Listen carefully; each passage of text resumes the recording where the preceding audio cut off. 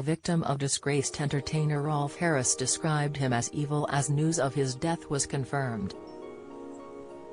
Karen Gardner, 61, was a bag carrier on TV show Star Games in 1977 while Harris assaulted her 3 times in the space of 35 minutes. Then 48, Harris told a 16-year-old Karen, "You're irresistible." As news of the pedophile's death broke yesterday, Karen pointed to a statement she had made one day earlier in the aftermath of a new ITVX documentary.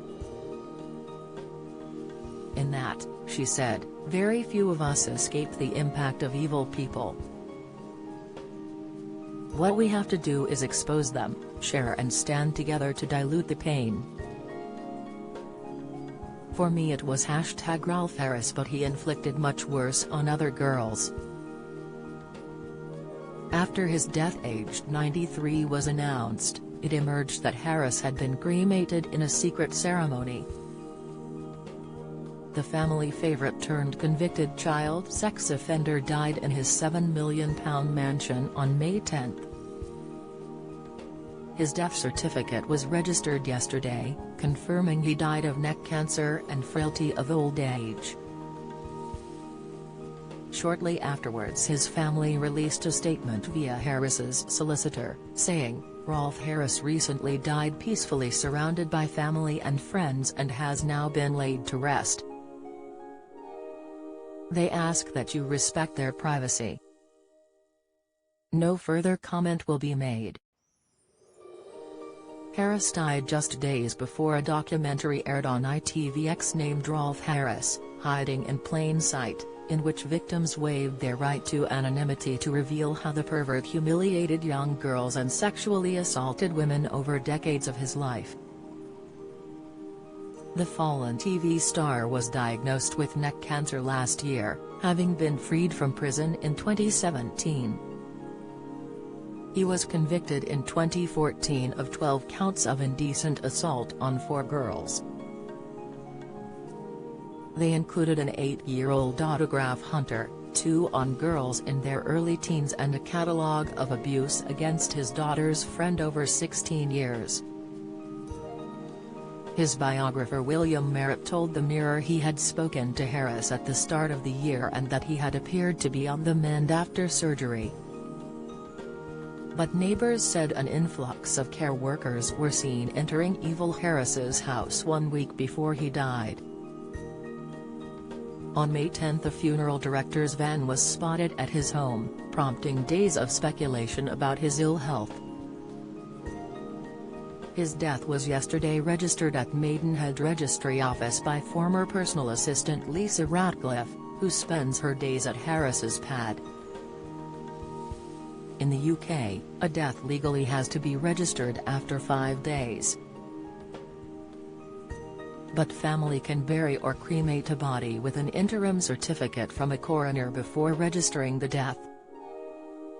Harris was released on license from HMP Stafford on May 19, 2017, less than 3 years after his sentence began. But the Mirror revealed in 2019 that Harris had walked into a school playground close to his home, having to be escorted off by the head teacher.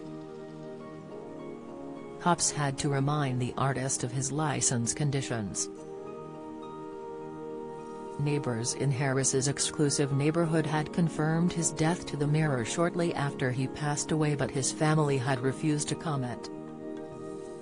Despite his vile acts and convictions, many of his wealthy neighbors still stand by Harris. A residents' WhatsApp group for members of the estate's Fisheries Residents Association, seen by the Mirror, wished Rolf RIP in messages.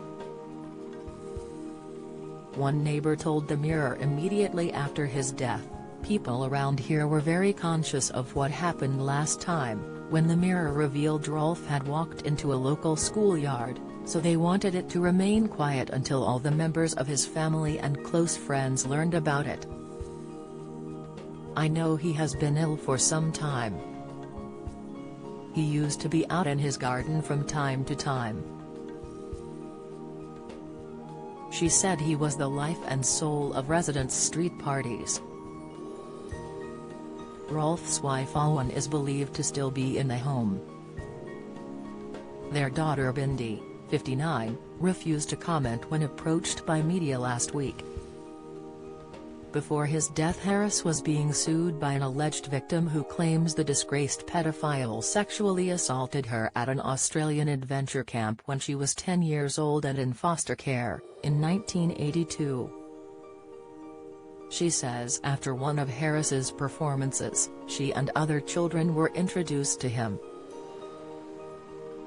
The woman said she had spilt wax on her dress and was trying to pick it off when Harris offered to help. "That's when he said he could help me get the wax off," the woman said in her claim. It started off helpful, but she claims the exchange quickly became sinister and sick. Harris dragged her onto his lap and moved his hands up her leg and under her skirt, before he sexually assaulted her. "I remember feeling petrified, terrified and panicked," she said. She said she tried to call and scream before she ran away from Harris.